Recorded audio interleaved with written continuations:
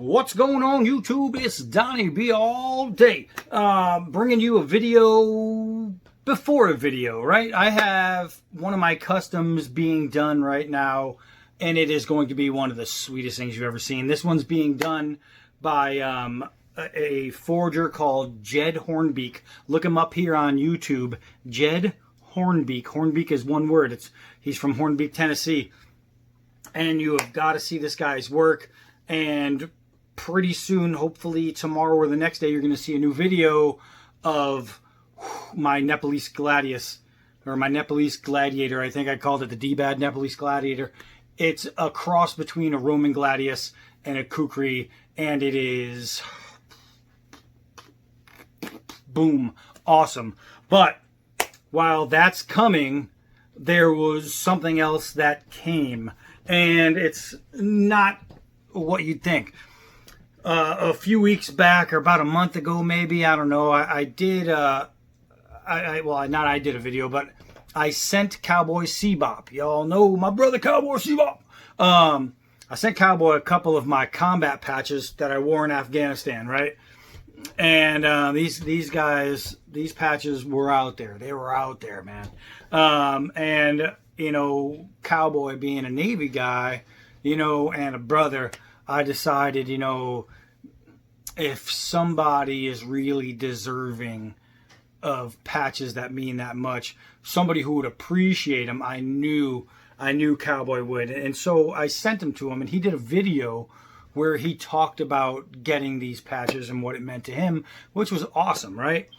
So this there's a guy named Pete Morrissey, right? He's out of Australia, which is something I've said on record. If I ever moved out of the United States, the only place I would ever live would be Australia. I love it. Never even been there. Love it.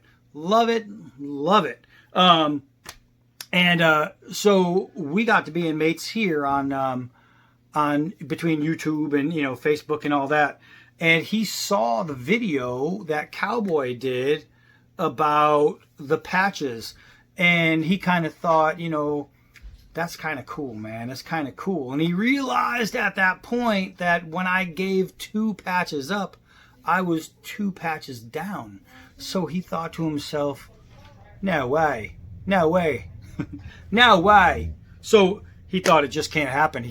I can't be 2 patches down. I'm missing. There's a hole, a gap, right, in my patch collections. So this guy sends me a couple things besides this coin from Australia. Boop, right there. There she is. There's the pretty lady, right? Besides this beauty right here, he sends me a postcard of his gorgeous homeland, right? Check that out. Just beautiful. Look at the water there. Gorgeous. He gives me a beautiful handwritten letter, right? He sends me, and these are going on my Jeep, a couple of Aussie Army decals, definitely going on my Jeep. These will be rocked wherever I go, but it's the patches that I'm missing. Whew. He came through. So now, if it's anything like the U.S., the colored ones are the patches we wear just on our uniforms when we're here, when we're home. This is our uniform patch, the colored patch, with ours, obviously, it be the American flag, and, you know, it would look a lot like that. In combat, we have what's called their subdued patches, and this is this subdued. So in combat, this is the patch that would be going on the shoulder in America. And I'm assuming if they have a colored and a subdued, I'm assuming the great Aussies do it the same way. So he sent me these patches, and I was like, you got to be kidding me. First of all, I love Australia. I just love the thought of it, the mystique of it.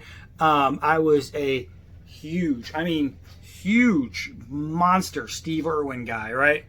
And it could sound as stupid as it wants, but I do barehanded rattlesnake hunting whenever I get a chance, and I pick up reptiles all the time. And I used to do snake relocations out here on the East Coast, and I studied by watching Steve Irwin. That's how I learned so much. And the guy was just the most amazing person on the planet. I remember there was a wildfire through Australia, and they went to survey, you know, what had happened, and he found a tiny little lizard, just like a newt, you know, and just a little thing. It's kind of like a bug in the lizard world. There's so many, a billion of them running around, these tiny little lizards. And when he found this burned little lizard that died, he held it and he cried, right? On TV, he's on film, not faking it, but he wasn't holding back. It was just a real emotion. This guy loved everything, and he had so much passion, and it spoke to me about, that's what Australia is, man. You know what I mean? You watch the Crocodile Dundee movies, and you see Mick Dundee, and then you see a guy like Steve Irwin, and they're like the same person as far as their heart and their personality, and it really reaches to you the kind of place and people that Australia is. So for him to send me these is just an example of the extreme passion of humanity that you'll find in Australia with the Aussies. And I think this was great getting this. So I just wanted to give a shout out to Pete. Thank you, my brother. This was very, very well appreciated. And they will not get lost. I promise you that. Stay tuned for the next video. It's coming very soon, and it is guaranteed to be a beast. So, and we got a whole lot more coming. I'm Donnie B all day until next night. But before I go, I got one thing to say to you, Pete, and all your mates out there. Aussie, Aussie, Aussie! He just said oi, oi, oi. Yeah, yeah.